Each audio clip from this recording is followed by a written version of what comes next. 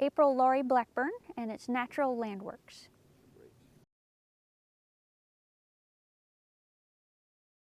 We have, right now, we have the 150, which is the smallest mulcher they make for the skid steer, and it really works for what we do with it here, just maintaining our property and doing some side business and all with it. We're looking at getting a little bit larger skid steer to run with it, about a little over 100 horsepower, rather than this one is 75. So we're looking at upgrading to a little bit better machine. We'll be able to keep the same head, and it'll just perform better, once we get a bigger machine to run it with. So that's what we've got.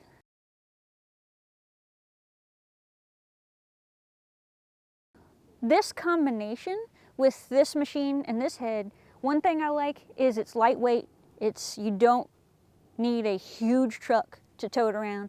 I can get in small areas that some of the bigger machines can't get in, and because, I'm right on the edge of town, sometimes I can get into places and get into smaller lots and things that a big machine just can't get into.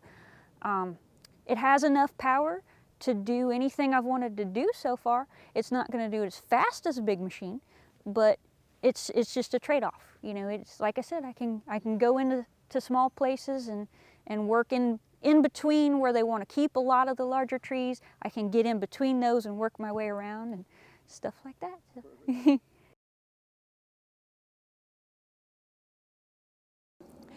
Company-wise, it's just me. I have 2 other people that can work for me here and there when I need them. But the nice thing about, since I switched over from a bush hog type head for the machine, I can run everything myself, do everything myself. I don't have to have anyone else. It's kind of like a one-woman show for the small jobs. But if I run into bigger jobs and things, I have other people I'll call in, here and there. But mainly I'm able to do everything on my own.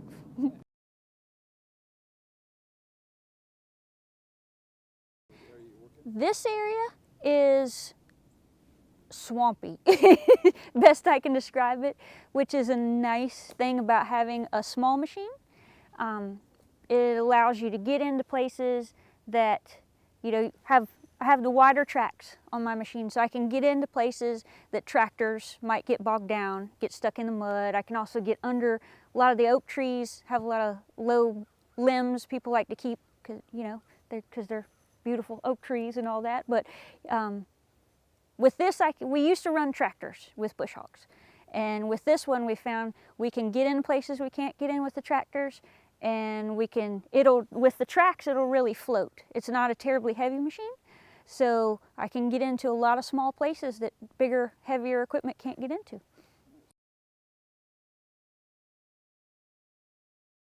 Knives versus carbides. The knives work better here because we have a lot of softwood, and we deal with a lot of palmettos and a lot of vines and a lot of stuff like that, where the others would get tangled and cause a problem wrapping around the drum.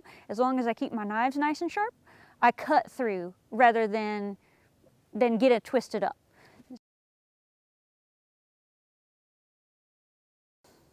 I'm new to it, so I've only got probably 45 or 50 hours on these so far. I sharpen once to twice a day, depending on how many hours I'm actually running the mulcher. But I've noticed they're holding up really well. I mean, I can see that I'm starting to wear them down a little bit. But for the amount of time I have on them, I'm pretty impressed.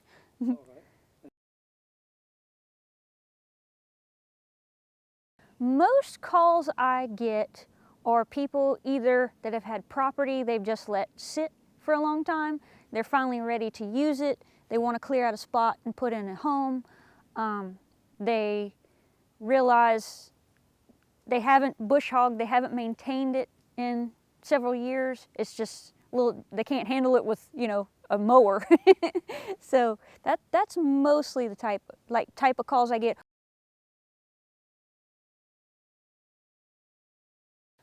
It helps a lot, where I've run both. Before this, I had a mower bush hog type of head, where when I went in and did that with that type of head, it left a lot of limbs, it left a lot of tree trunks, it left a lot of material behind that you then had to come in and pick it up.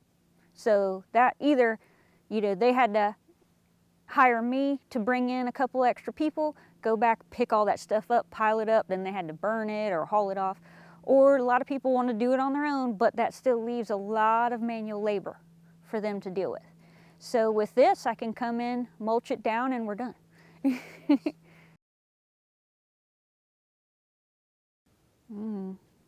I did a tree stump over there that was about that size and about that high, and you know, it's as long as you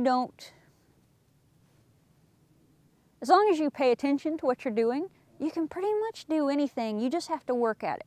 Gradual. Don't push it. Don't push the machine harder. The machine usually seems to be the limiting factor rather than the head.